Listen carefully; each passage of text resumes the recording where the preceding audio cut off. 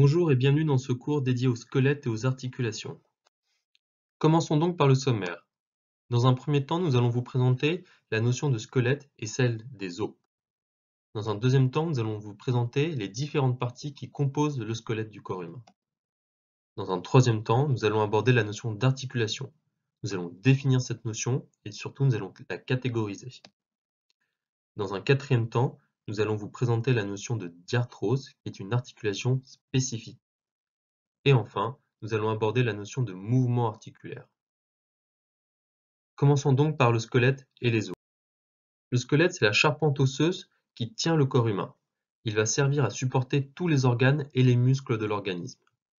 Il est composé de 206 os répartis en 3 différentes catégories. La première, ce sont les os longs, puis les os courts et enfin les os plats.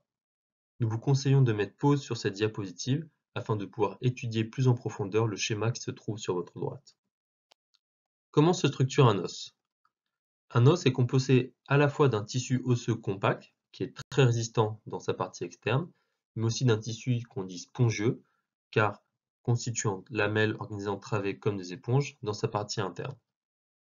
Les os longs, contrairement aux os courts et aux os plats, possèdent dans leur partie centrale un canal contenant de la moelle osseuse jaune riche en graisse. Notez aussi que l'extrémité d'un os long s'appelle l'épiphyse. De quoi est composé un os?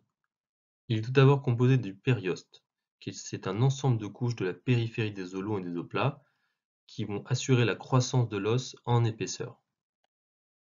Puis, un os est aussi composé de l'os compact, qui est un tissu osseux dense qui permet le passage des nerfs et des vaisseaux sanguins dans l'os.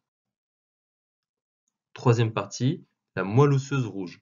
C'est un tissu qui produit en permanence tous les types de cellules sanguines. Enfin, un os est constitué d'un cartilage articulaire, qui est un tissu conjonctif recouvrant les extrémités de l'os. Il permet aux os de se mouvoir entre eux.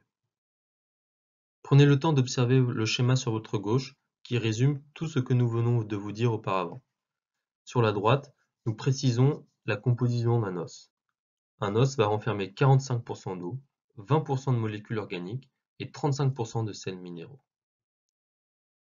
Attaquons désormais notre deuxième point, qui est dédié aux différentes parties du squelette. Première grande partie du squelette, le crâne.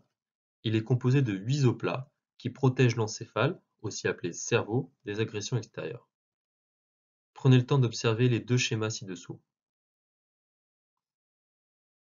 Deuxième grande partie du squelette, la face.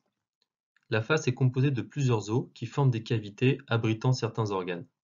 Ces cavités sont les orbites, qui vont abriter les yeux, les fosses nasales, qui permettent l'odorat, et la cavité buccale, qui permet le goût. Nous recensons enfin les différents os qui composent la face. Troisième grande partie du squelette, la colonne vertébrale. Ce qu'il faut retenir sur la colonne vertébrale, c'est qu'elle est composée de 33 vertèbres. Et que, à la manière du crâne, qui protège l'encéphale, la colonne vertébrale va protéger la moelle épinière. Notez aussi que les vertèbres sacrées forment le sacrum et les vertèbres coccygènes forment le coccyx. Enfin, dernière remarque, la colonne vertébrale est coupée naturellement en 4 endroits. Ainsi, les principales déformations de la colonne vertébrale vont être la lordose, la kyphose et la scoliose. Quatrième grande partie du squelette, la cage thoracique, qui protège le cœur et les poumons. Cinquième grande partie, les ceintures. On distingue la ceinture scapulaire, qui lie les membres supérieurs au tronc, de la ceinture pelvienne, qui va lier les membres inférieurs au tronc. La ceinture scapulaire est constituée d'une clavicule et d'une omoplate, tandis que la ceinture pelvienne comprend les deux os coxaux, qui sont aussi appelés les os iliaques. Sixième grande partie et dernière partie, les membres. On distingue les membres supérieurs, qui sont les bras, les avant-bras et la main. Au nombre de 2, ils vont permettre l'action de saisir, ce qu'on appelle la préhension. Chaque membre supérieur est composé d'un humérus, d'un radius et d'un cubitus, de 8 os carpiens, de 5 os métacarpiens et de 15 phalanges. Les membres inférieurs, eux, forment la cuisse, la jambe et le pied. Ils vont permettre de se déplacer, ce qu'on appelle la locomotion. Tout comme les membres supérieurs, nous disposons de 2 membres inférieurs.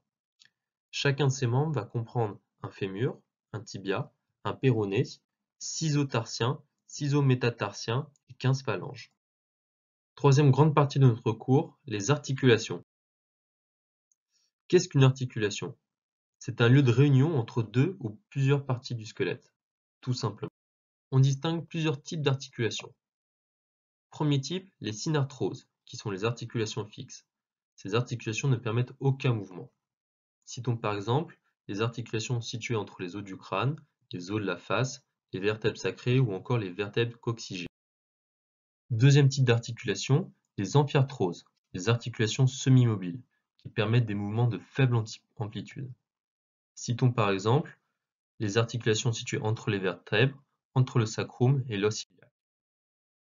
Troisième type d'articulation, que nous développerons plus en profondeur dans la prochaine partie, les diarthroses, les articulations mobiles qui comprennent les articulations à ménisque et à bourrelet. Les diarthroses, elles, permettent des mouvements de grandes amplitudes. Citons par exemple le genou ou encore l'épaule. En quatrième partie, nous allons faire un focus donc sur les diarthroses, ce type d'articulation qui permet des mouvements de grandes amplitudes. Étudions une diarthrose particulière, celle de l'épaule, comme vous pouvez le voir sur le schéma à droite. Dans ce type d'articulation, les os sont reliés par une capsule articulaire, que vous voyez en rose sur votre écran, renforcée par des ligaments. Entre deux os, on a ce qu'on appelle la synovie, qui est une cavité formée au sein de la capsule articulaire. La cavité synoviale va contenir un liquide fabriqué par une membrane, qu'on appelle la synoviale. Et c'est ce liquide synovial, ou synovie, qui va jouer le rôle de lubrifiant entre les deux os et qui va permettre à l'articulation de fonctionner. Dernière partie de notre cours, celle consacrée aux mouvements articulaires. On distingue 6 mouvements articulaires. Le premier, c'est la flexion, qui rapproche deux segments d'un même membre ou de plusieurs vertèbres. Deuxième mouvement, l'extension, qui éloigne deux segments d'un même membre ou d'une plusieurs vertèbres. Troisième mouvement, l'adduction, qui rapproche un membre ou un segment de membre de l'axe du corps.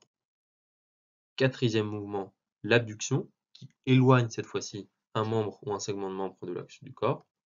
Cinquième mouvement, la rotation, qui permet, comme son nom l'indique, de faire tourner un segment du corps autour d'un axe. Enfin, sixième mouvement, la circumduction, qui consiste à décrire un cercle avec un segment du corps.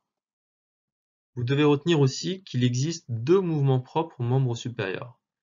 Le premier, c'est la pronation, qui est un mouvement de l'avant-bras provoquant une rotation de la main amenant la paume de l'avant vers l'arrière ou du haut vers le bas. Si vous n'avez pas compris, pas de problème, un schéma récapitulatif sera présent à la diapositive suivante. Deuxième mouvement, la supination, qui là est un mouvement de l'avant-bras provoquant une rotation de la main, toujours, et qui cette fois amène la paume de l'arrière vers l'avant ou du bas vers le haut. Tous les mouvements articulaires vous sont présentés avec ces schémas. N'hésitez pas donc à faire pause pour mieux les analyser. Merci d'avoir regardé cette vidéo. Surtout, si vous avez des questions ou des remarques, n'hésitez pas à nous écrire un mail ou à nous contacter directement via notre plateforme sur le chat. N'hésitez pas non plus à liker notre page Facebook ou à nous suivre sur Twitter.